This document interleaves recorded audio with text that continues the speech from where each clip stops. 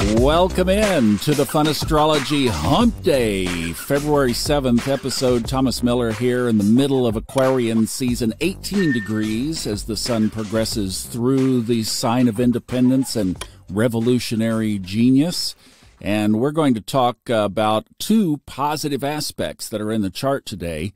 But first, I had somebody ask, what is the oracle planet? What does that mean? Well, it's the planet that simply rises above the horizon right before the sun. So you can look at that in your own natal chart. And the idea behind the oracle planet is that it's the sky heralding you. It's like saying, hey, world, you are about to emerge back into this realm. So then you can see if some of those characteristics of that planet emerge or play out through your life. Just set your software to the sunrise point, which of course is where the sun is at the ascendant, and then just look and see what is up in the 12th house just before the sun moves up into the horizon. It's a fun little technique. Mine personally is Mars. But that really doesn't count because I'm in a locked-in stellium with the Mars and Sun and Neptune. So is Mars going to play a part in my life? Yeah, I don't get to separate it. But if your oracle planet is not glued to some other point in your chart, then you can see if it has had an influence in your life. And speaking of influence in your life, I am still trying to get this whole email thing figured out, guys. I'm just dealing with a lot of stuff this week, and we'll talk about it more as these episodes unfold of why. It's all good, but I'm just very, very full right now, and I'm probably like, if I don't have to sit down and figure out this email thing, then I'm probably going to just put the thing on the website, and you guys can catch it there. But the Horary Practicum, stay in touch with it. It's up at the top of funastrology.com. We have had an amazing experience. We're going to have to up our Zoom capacity because we are way over 100 registrations. So that's just fantastic. Glad you're into it and interested in this. That will be this Saturday at 4 p.m. Eastern. We did that for you guys in Australia, by the way. Why did you pick 4 p.m.? Well, it's so the Aussies could join us in the morning. Just stay close to the top of funastrology.com. We'll have all the details up there for you as the event approaches. That's this Saturday, 4 p.m. Eastern. Now, let's get back to this chart because the morning sky, we were talking about this, depending on where you are, you might try to catch Venus and Mars just peeking up through the horizon, and even Mercury, but I doubt Mercury's probably washed out. But you might see Venus and Mars just scratching the horizon right at sunrise. The moon is there too, but it's going to be pretty hard to see because the new moon, of course, is on Friday. So the moon's getting darker. It's waning. And did we mention Aquarius? The moon enters Aquarius tomorrow, and it will be in Aquarius for the new moon. But today we still have that Capricorn moon that we inherited yesterday. So focus, keep your head down, and climb for the top of the mountain. Can you feel that head down, get her done energy right now? Well, there you go. It's the moon. Now, I mentioned a couple of positive aspects in the sky today. These are this afternoon, so we get all day to bake in this energy.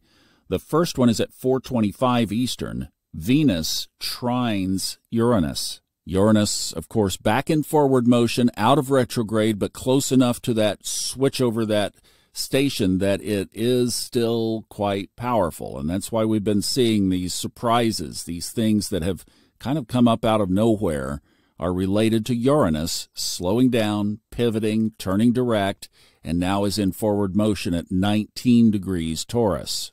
This is an Earth trine, and we were just talking about Capricorn. That's where Venus is, also where Mars is. And that's the other aspect tonight at 7:20 p.m. Mars sextiles Neptune. Neptune, of course, is in Pisces. And that sextile happens at 29 degrees, 59 minutes. So basically 26 degrees of Capricorn and Pisces. So what do we have here? Well, we have a dual sign stellium, if you will, because we have the moon, which today, of course, it will move fast, but it's at the tail end of the pack at 13 degrees Capricorn early this morning.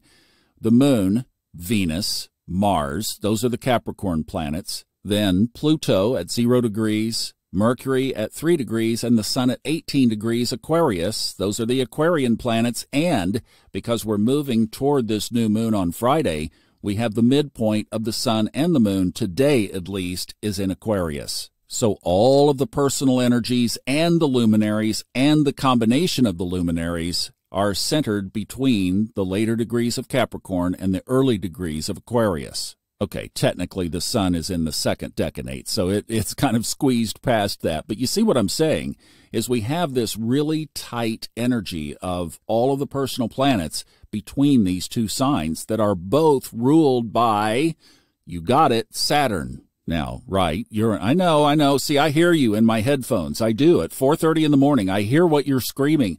Thomas, Uranus rules Aquarius. Yeah, it does, at least since March 13th, 1781. But that was only 243 years ago. What about the other, 5 millennium? Saturn was the ruler then. So I think Saturn still has some legacy there in those two signs. And if you'd like to drill down on that, you could hop over to the Old Soul, New Soul Astrology podcast and go back and look up that Saturn series that we did and listen to the Capricorn episode again, because that would reemphasize some of this aspect for you. But remember, I said these are positive aspects. So that means that all the personal planets and these two that are throwing off these trines and sextiles, Venus and Mars, are kind of pointing us to making some. Now, this is subtle. This is subtle energy, but here it is.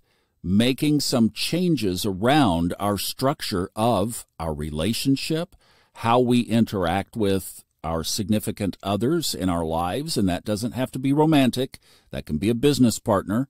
It could be like Robert Glasscock and I could think of ways that we could deepen our relationship a little bit. We have a really tight bond. It has really developed amazingly well. But here's a way that it could even further, because Saturn is there. So that means it's going to really tie the knot down. And Mars is at the party along with Neptune. Do I hear anybody on the high timeline side of life saying that their spiritual perception is in the driver's seat right now?